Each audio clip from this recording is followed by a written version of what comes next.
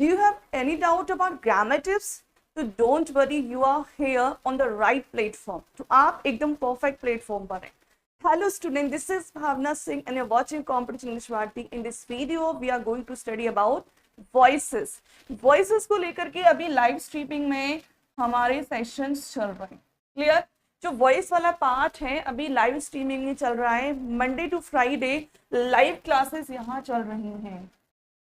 Monday to Friday, okay, Monday to Friday जो है, और 8 बजे 8 PM ये लाइव क्लासेस चल रही हैं. तो जो स्टूडेंट ज्वाइन नहीं किया है, every Monday to Friday definitely join करें. ये आपके लिए काफी बेनिफिशियल हो सकता है ये जो लाइव सेशन है. तो देखिए, इस छोटे से वीडियो में मैं आपको बताने वाली हूँ कि वॉइसेस जो है ना, इसका मीनिंग क्या होता है, ये आया कहाँ से, क्या इसकी स्ट्रेटेजीज है और क्या इसका यूजेस है. तो देखिए, वॉइसेस की अगर हम बात करें ना, तो वॉइस का मतलब तो रैंडमली इसका आवाज होता है, बट यहाँ पर वॉइस का मतलब आवाज नहीं है. यहाँ पर हम एक ऐसे स्ट्रक्चर की बात कर रहे हैं वॉइसेस को लेकर के, जो हम यहाँ पर, जिसका मीनिंग तो चेंज नहीं होगा बट उसका स्ट्रक्चर चेंज हो जाएगा.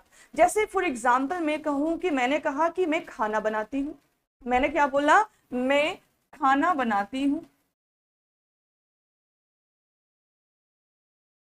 इसी सेंटेंस को मैं दूसरे शब्दों में कहूं बट मीनिंग चेंज नहीं होना चाहिए कि मेरे द्वारा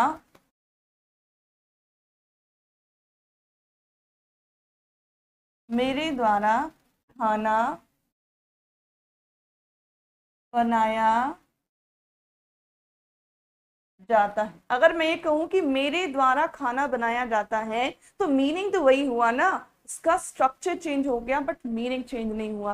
जैसे मैं ये कहूं कि रमेश पत्र लिखता है, रमेश राइट्स अ लेटर, या फिर मैं ये कह दूं कि रमेश के द्वारा पत्र लिखा जा रहा है. भाई, पत्र तो रमेश के द्वारा ही लिखा जा रहा है ना, डूअर तो रमेश ही है ना. तो सेंटेंस का मीनिंग चेंज नहीं करना है, ओनली सेंटेंस का स्ट्रक्चर चेंज करना है. उसको हम बात करते हैं पैसिव वॉइसेस के अंदर. ऐसे ट्रांसफॉर्मेशन के अंदर काफी सारे टॉपिक्स, जैसे कि हमारा नरेशन है, डिग्रीज है, ओके, आपका जो सेंटेंस ट्रांसफॉर्मेशन वाला है, इसमें आपके जो हम सेंटेंस की बात करते हैं, simple to compound, compound to complex. Clear? इसमें सभी में मीनिंग चेंज नहीं होता है, सबका स्ट्रक्चर चेंज होता है. तो ऐसे ही वॉइसेस जो है ना, उसी का एक पार्ट है जिसका हम स्ट्रेटेजी पढ़ेंगे. देखिए, ये जो है ना, मैं खाना बनाती हूँ, इसको यहाँ पर हम पैसिव वॉइस में इसी तरीके से चेंज करते हैं. इसके अलावा इसका और कोई स्ट्रक्चर नहीं होता है. क्लियर? अब चलिए इसके बारे में हम देख लेते हैं कि ये जो मैं वॉइसेस की बात कर रही थी अभी, उस वॉइसेस की अगर बात करें हम, तो यहाँ पर वॉइसेस कहाँ से आया एक्चुअल में अभी किसी को नहीं पता. आप लोगों ने वर्ब्स के बारे में तो स्टडी किया होगा डेफिनेटली. किसके बारे में? वर्ब्स के बारे में आपने डेफिनेटली स्टडी किया होगा. और ये जो वर्ब्स होती है वो दो तरीके की होती हैं. एक तो होती है मेन वर्ब, और एक होती है कौन सी verb? Auxiliary verb. Auxiliary verb. तो यहाँ हम बात करेंगे मेन वर्ब के बारे में. मेन वर्ब में जब हम आगे जाते हैं तो मेन वर्ब के 2 काइंड्स होते हैं. नंबर 1 जो होता है वो होता है ट्रांजिटिव वर्ब. कौन सा होता है? Transitive verb. नंबर 2 जो होता है, नंबर 1 ट्रांजिटिव और number 2 intransitive.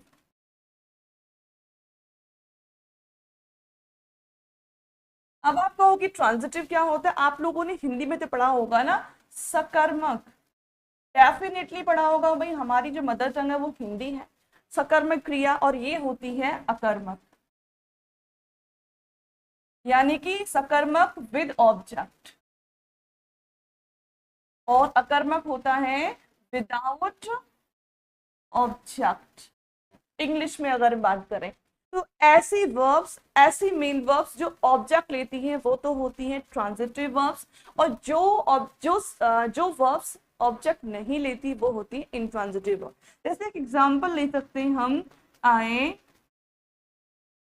Right a letter. एक और एग्जांपल में कहूं, द बेबी इज क्राइंग.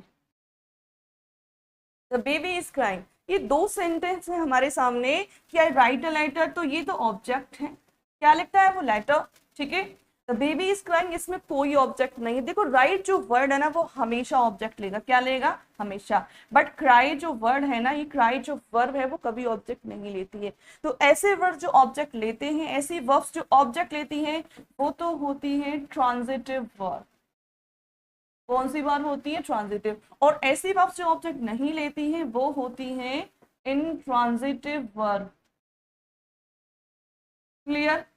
तो ये ट्रांजिटिव वर्ब हैं जो ऑब्जेक्ट लेती हैं, और ये हम जब वॉइसेस में स्टडी करते हैं ना, तो पैसिव वॉइस उन्हीं सेंटेंसेस का बनता है जो सेंटेंस में मेन वर्ब ऑब्जेक्ट लेती है। जिस सेंटेंस में ऑब्जेक्ट नहीं होता उसका पैसिव वॉइस नहीं बनता है। तो इसी तरीके से जो ट्रांजिटिव वर्ब है ना, इसको आगे फर्दर स्टडी के लिए आगे डिवाइड किया गया एक्टिव एंड पैसिव वॉइसेस में, ऑब्जेक्ट की बेसिक स्टडी करने के लिए। क्लियर। आई थिंक ये समझ में आ गया होगा। तो ये ट्रांजिटिव जो वर्ब्स हैं, यानी ऐसे सेंटेंसेस जिनमें ऐसी वर्ब जो ऑब्जेक्ट लेती हैं, उन्हीं का पैसिव वॉइस कन्वर्ट करते हैं। इसीलिए ट्रांजिटिव वर्ब्स इनका ओरिजिन होता है वॉइसेस का, जिसको आगे चल के एक्टिव और पैसिव की फॉर्म में स्टडी करते हैं। क्लियर। आई थिंक ये पॉइंट क्लियर हो गया होगा एक्टिव एंड पैसिव का। देखिए आगे एक्टिव और पैसिव की जब बात करते हैं, तो यहां मैं कुछ सेंटेंसेस के थ्रू आपको बताऊंगी एक्टिव और पैसिव क्या होता है एक्चुअल में। देखिए जैसे सेंटेंस लिया हमने, जिसमें जैसे मैंने कहा कि राम डेली चावल खाता है। राम रोजाना चावल, राम रोजाना चावल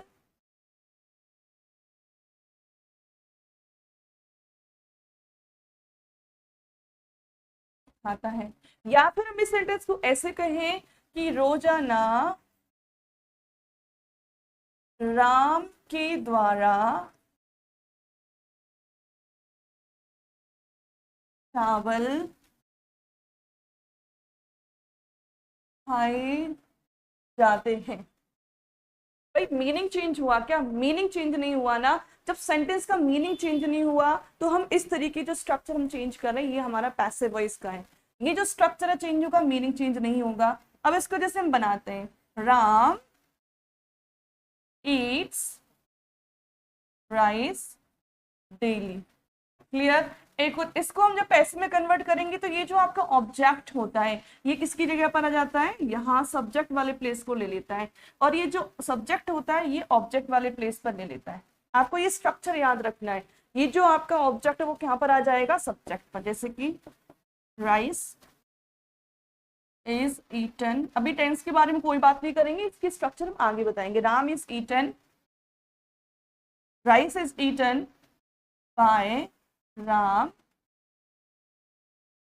डेली। क्लियर। इसका जो स्ट्रक्चर हम बात करेंगे, object plus HV plus V3 plus by plus subject, ऐसे करके ये पैसिव वॉइस का एक स्ट्रक्चर बन जाता है। क्लियर। आपको इसमें हेल्पिंग वर्ब आएगी आपकी, ओके। इसमें कंपोजिशन होती है कि जो बी की फॉर्म है ना, बी की फॉर्म आपके हर पैसिव वॉइस में यूज होगी, चाहे वो किसी भी तरीके से आए, चाहे वो इज एम आर के रूप में आए, चाहे वो बॉजर के रूप में आए, चाहे वो बीन बीइंग किसी भी फॉर्म में आए। बट आपको पैसिव वॉइस में जो आपको फॉर्म आएगी वो बी की फॉर्म डेफिनेटली देखने को मिलेगी, और प्लस V3, ये दो चीजें कंपोजिशन है इनकी। क्लियर। तो राइस जो है ऑब्जेक्ट यहाँ बन जाता है, ये सब्जेक्ट इस प्लेस को ले लेता है। तो ये जो स्ट्रक्चर चेंज होता है ना, ये आपका पैसिव वॉइस का स्ट्रक्चर है। बाकी इसकी डिटेल स्टडी करने के लिए आप ज्वाइन कीजिए इवनिंग में, Monday to Friday live session चल रहे हैं। और अभी पैसिव वॉइसेस का हमारा सेशन स्टार्ट हुआ है कल ही, तो जिन स्टूडेंट ने ज्वाइन नहीं किया वो डेफिनेटली ज्वाइन करें, ये आपके लिए बहुत बेनिफिशियल हो सकता है। क्लियर। तो सब्सक्राइब कीजिए कॉम्पिटिशन इंग्लिश भारती चैनल को नेक्स्ट फर्दर इंफॉर्मेशन के लिए। Then thank you for this.